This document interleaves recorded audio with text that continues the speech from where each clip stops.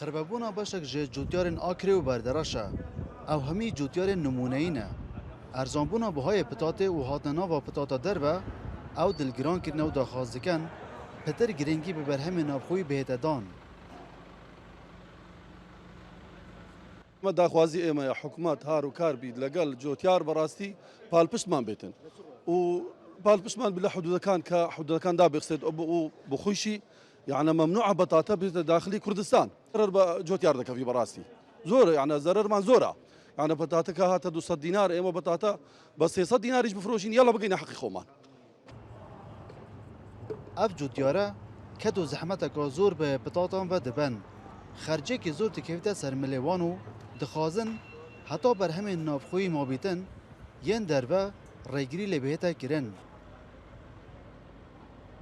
الله زحمت او لما انجد 12 لناو بیستان پیو ماندی دبین حتی 5-6 مانگ 7 مانگ دوایش ناچید زررمندین فلاح همی زررمندن او سال او انا همي فلاحن ليرة خربيت نواب برهمه كمان ناچید بطاطا زوره استليرة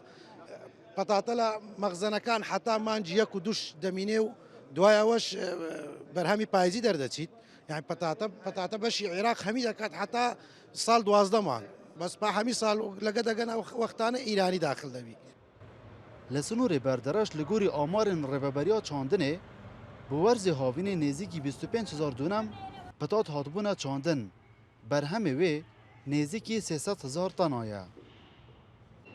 اوه بر همه کدو زحمت جوتیارین بردرشه و که هر جار و هر سال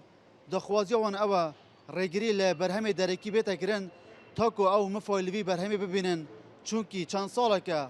اف پتاتایه بوه جدر جیانا دها هزار ولاتین دبره. دلبرین غازی کرسات نیوز باردرش.